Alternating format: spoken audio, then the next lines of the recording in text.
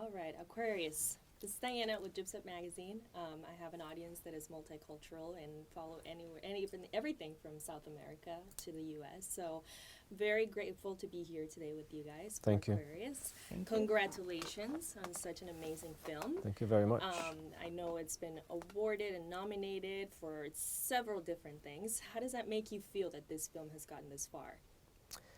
I think it's amazing because, every film you make and every film that gets made is a lot of work, and it doesn't really, there's no guarantee that films will be seen or will be admired, and it just happens that we made a film that people have reacted very strongly and have been reacting very strongly everywhere we go. We premiered in Cannes in May, and we've been traveling all around the world showing the film. It still has, it's still in Brazilian cinemas now, where it's a big hit. It opened in France. We're opening now in the United States, and I feel very, very lucky. Yeah, and it still feel like a dream to me, because since I got the screenplay, it was a magical life restarted for me, and I am still in the last day of shooting. Like the life we had together. There's a group of people working so hard to make this film. So the part what I feel is still feeling in my heart, is to finish the picture, and everything else, like the movie going to Cannes and being recognized, and all the reviews, excellent reviews, beautiful things that people personally come and talk to us about. It's still like in the level of magical dream, really, that we're living. I'm talking about myself, because dream is something, but it's the flavor. When you wake up and you have a sweet taste in your mouth because you had a good dream. That's wonderful, and it is a magical and beautiful dream. However, it's kind of sad that the Brazilian government has intervened there, and it wasn't submitted as a nominee for the Oscars, as the representative of Brazil. What are your thoughts on this? And I know it's very controversial, but Yeah. I just want to hear your personal opinion and feeling. Well, when the selection process came to an end, it was not a surprise for either me or Sonia, in fact, for anyone connected to the film, because I really believe that it's a political decision, and I think the decision really matches the aesthetics of the new government. What became a huge controversy at the time on September 12th was the fact that a lot of observers and film critics and people who write about culture, they were asking, what's the plan? What are the strategies of this new government for the Brazilian film industry? Because on one side we have the most prestigious, talked about Brazilian film in many years internationally. And on the other side, there is a film which no one has seen, which is O Pequeno Segredo, the film that was finally chosen. So is this a strategic choice? Is this part of a strategic plan for Brazilian cinema? Or is this an all-out retaliation for the very democratic protest we did at the Cannes Film Festival? A protest, in fact, I would do again if I had the opportunity. And yeah, I have to say that the film is being released in over 60 countries. We're traveling all around the world with this film, and it is a choice. It is part of it. The whole thing came out of a selection process which was rotten from the beginning. And everybody's talking about this. There was a major piece in the New York Times which was very accurate, in fact. And but here we are. We are promoting the film and traveling all around with this film. because it's a wonderful film, and the beauty of it is that you had so many colleagues that united to the cause too, with drawing films that had been selected. Yes. Yeah. So I read about all of that, and I thought it was beautiful. And It was. is just the feeling that you as a filmmaker, you as an actress, and the movie overall is causing. So that in itself speaks for what this movie is about. Exactly. Because what happened, you know, besides everything that Clever already said, the point is we don't want this film to represent Brazil. But they can control just certain things. This 10 people, this government that doesn't, I don't recognize this government, and they have their taste, they have their mind, and that's not the way we think.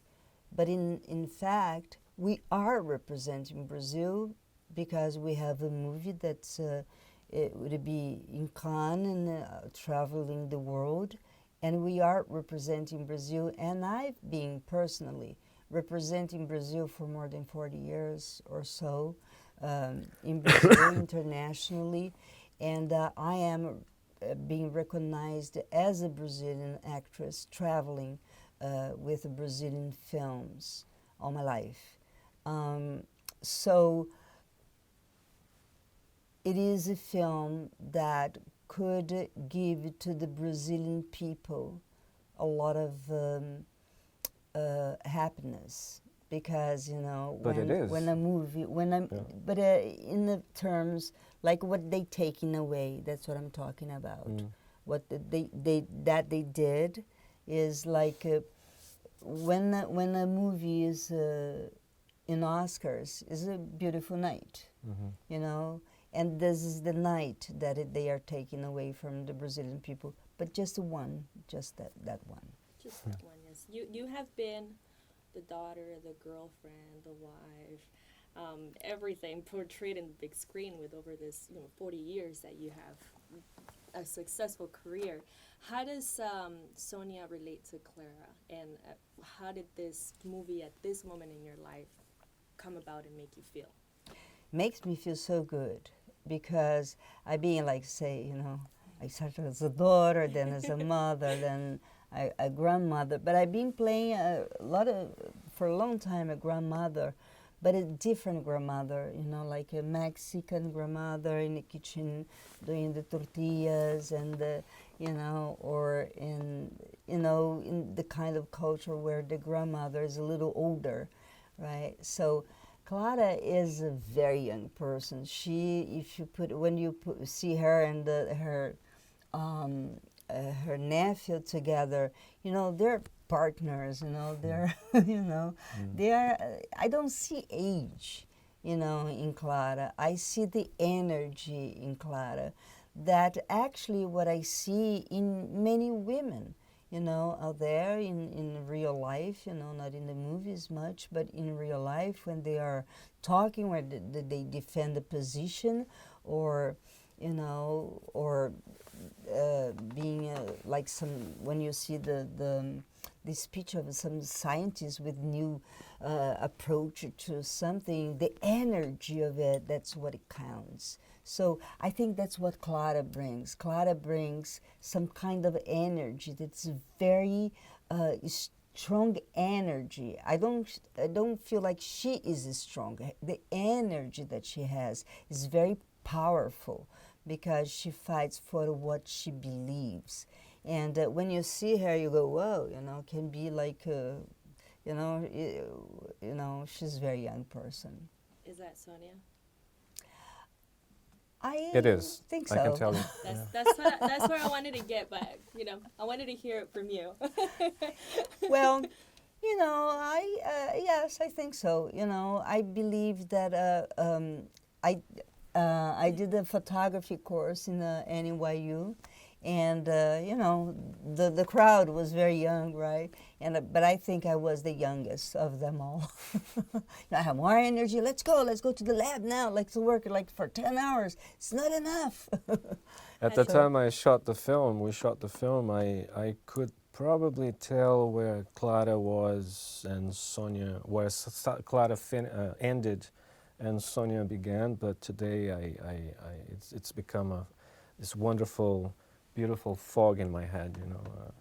Clara and Sonia are very intertwined and very hard to separate. Very similar. I think Clara has something that comes more from the daddy, the screenwriter, that she has more, you know, she's more, the timing and her words are more precise, you know, right? I don't know, yeah. Because I talk a lot. I like talking, you know. Even if I don't know the language, I can talk Russian right now if I want to express myself, you know. And Clara really, you know, I love that in her, you know. I love Clara. It's strange to say that, but I was looking, the first time I watched the film, and I say, ooh, I like her. You know, I feel like this warmth coming from her that's so genuine. But, you know, the way she speaks to, because she goes like, I don't know.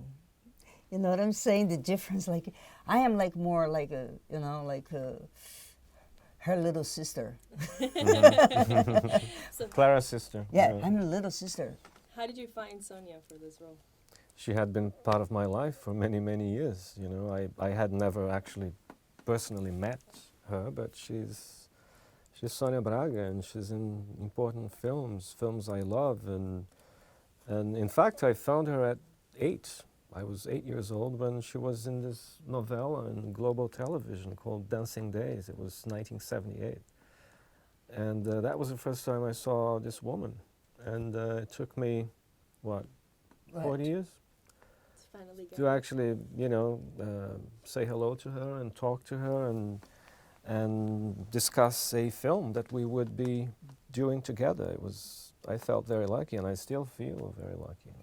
The best thing I can say about Sonia today is that she's a friend now, and it's a great experience. I love it. Well, the film is amazing, and the soundtrack is amazing. So tell us a little bit about the music.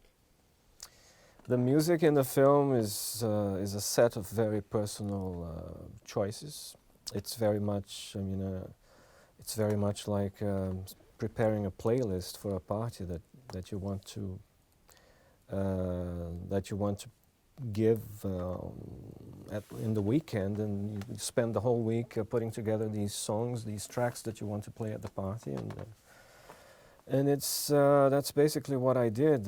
It's just that I had more time than a week. You know, I was thinking about the music for maybe a year. And some of the tracks came at script stage, and then a couple of tracks during the shoot. And I think 4 tracks came at editing stage. And it was fun, and I'm very happy with the way the music sounds, with the way it plays in the film dramatically, and also with the way that people react to the music, because music is something that travels through time, and each piece of music is like a document. And that's kind of what held you together throughout the movie as Clara, right? Yeah, exactly. That universal language of music and helping you through Yes, the fight. Yeah, music is one of the things, but I think the whole film is very, it is like a concert playing, you know, because Clara, I think, as I said, you know, Clara has another timing, and Clever plays a lot with the silence. You know, he makes a scene and then there's a long silence, so creates some feeling that you don't know what's going to happen because of a silence. So when something happens, it's something a little bit in another bar, like in the music, but you know, with strength. And when you think you're going to hear a big strong song, comes very sweet. So that, you know, makes the film itself to be like one song, just one song. For me personally, you know, to have this music that's from my time, like, you know, to play, to listen and playing Gilberto Gil, and listen to that during that scene and hold those, looking to new friend, Julia, you know, looking straight to her eyes for the whole song. It was amazing because that was like a lifetime going through my head. And dancing to Roberto Carlos, that is somebody that I would go to all his concerts and everything. So these people were part of, they were not musicians in the film. They were people, real people, part of my own life, Sonia. So it was like a mix of both of us Yeah. and music. Mhm. Well, thank you so much Thank for you very sharing much. this space with me today, and congratulations. And I wish you much success. Thank you very much. Thank you Yeah. so much. Diana. Thank you. I had a